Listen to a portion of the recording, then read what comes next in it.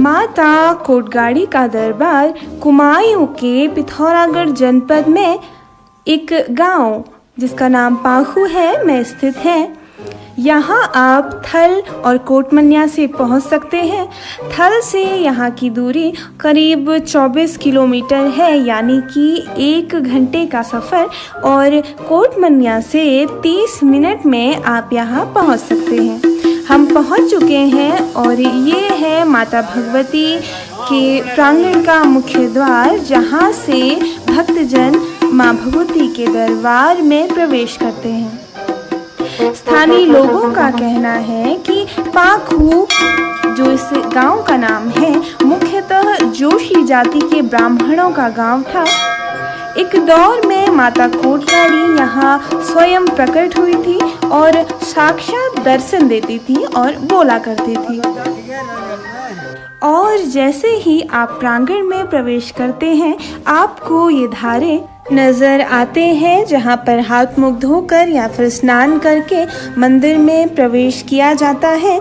तो हमने भी हाथ मुँह धो लिया है और चलिए अब चलते हैं माता के दर्शन के लिए।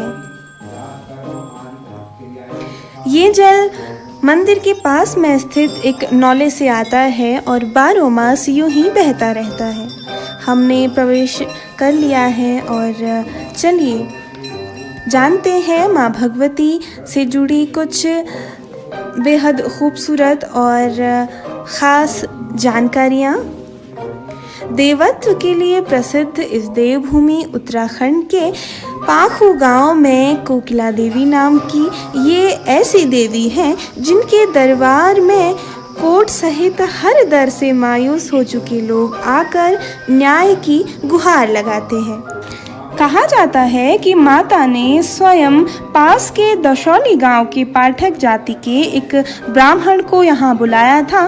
कोटगाड़ी गांव के जोशी लोग माता के आदेश पर दसौली के एक पाठक पंडित को यहाँ लेकर आए और उन्हें माता के दरबार के दूसरी ओर मदी गांव नाम के एक गांव में बसाया।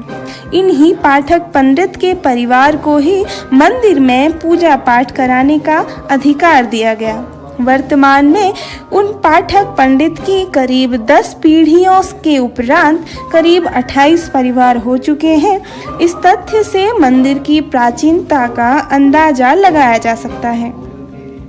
गांव के पास ही भंडारी गोलजू का एक मंदिर है।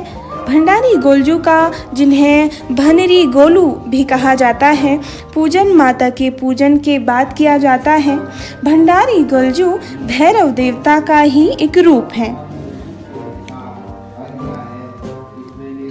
देवत्व के लिए प्रसिद्ध इस देवभूमि उत्तराखंड के पाखू गांव में कोकिला देवी नाम की ये ऐसी देवी हैं जिनके दरबार में कोट सहित हर दर से मायूस हो चुके लोग आकर न्याय की गुहार लगाते हैं।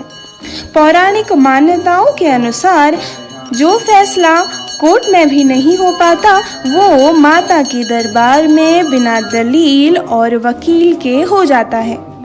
विरोधी दोषी हुआ तो उसे बेहद कड़ी से कड़ी सजा दी जाती है। कुमायूं में न्याय की देवी कोटगाड़ी की विशेष मान्यता है। कोटगाड़ी शब्द की उत्पत्ति कोट शब्द से हुई है। मान्यताओं के अनुसार यहाँ असंभव कार्य भी संभव हो जाता है। लोगों की माने तो सुप्रीम कोर्ट से भी निराश जन यहाँ न्याय पाता है। वर्षों से देवी न्याय करती आ रही है। पुजारी याचिकाकर्ता से पूरी शिकायत कागज पर लिखवाकर देवी के हाथ में विद्यमान तराजू पर रख देते हैं। फिर पुजारी को देवी आभास कराती हैं कि इतने दिन बाद इनकी शिकायत पर न्याय होगा। यहाँ माता की शक्ति के आगे विज्ञान भी फेल हो जाता है। देवी का सच्चा न्याय याचिकाकर्ता को अमोघ दिन पर मिलता है। दोषी ही नहीं बल्कि उनके दोष में सम्मिलित उनके प्रियजन एवं उनके पशुओं तक को उचित सजा मिलती है। लेकिन यदि फरियादी ही दोषी हो और किसी अन्य पर झूठा दोष या आरोप लगा रहा हो तो उसकी भी खैर नहीं। वह स्वयं भी माता की कोप से बच नहीं सकता। इसीलिए लोग बहुत सोच समझ कर ही माता के दरबार में न्याय की गुहार लगाते हैं और जब हर ओर से हार कर माता का नाम लेते हैं तो उन्हें अवश्य ही न्याय मिलता है। माता के मंदिर के पीछे ये भव्य कालीनाग की मूर्ति स्थापित है जिसमें कालीनाग गेंद लिए हुए दिखाए गए हैं। तो कम से कम एक बार अवश्य माता के मंदिर में आए और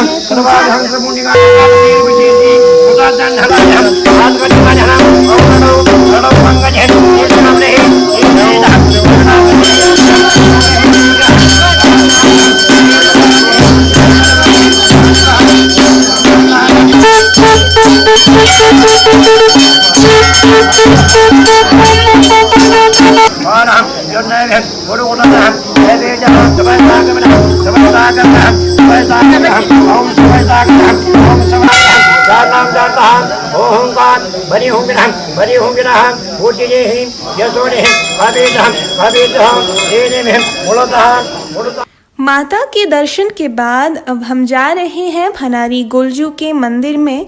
भंडारी गोलजू का पूजन मांस की खिचड़ी के द्वारा किया जाता है।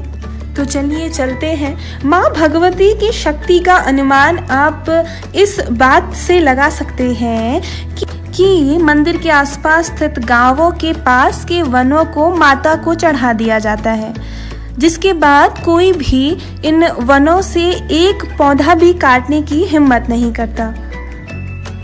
यानी कि कुमायूं में अनेक गांव के लोगों ने कोटगाड़ी माता के नाम पर इस भय मिश्रित श्रद्धा का सदुपयोग वनों पर्यावरण को बचाने के लिए भी किया है। हम पहुंच चुके हैं भंडारी गोलजू के मंदिर में। माता कोटगाड़ी के दर्शन के बाद भंडारी गोलजू के मंदिर में भी शीश नवाना व खिचड़ी का प्रसाद चढ़ाना आवश्यक माना जाता है। ऐसा माना जाता है कि माता के साथ भंडारी गोलजू और अन्य चंड मुंड भी होते हैं जिनको उनका हिस्सा देना ज़रूरी होता है।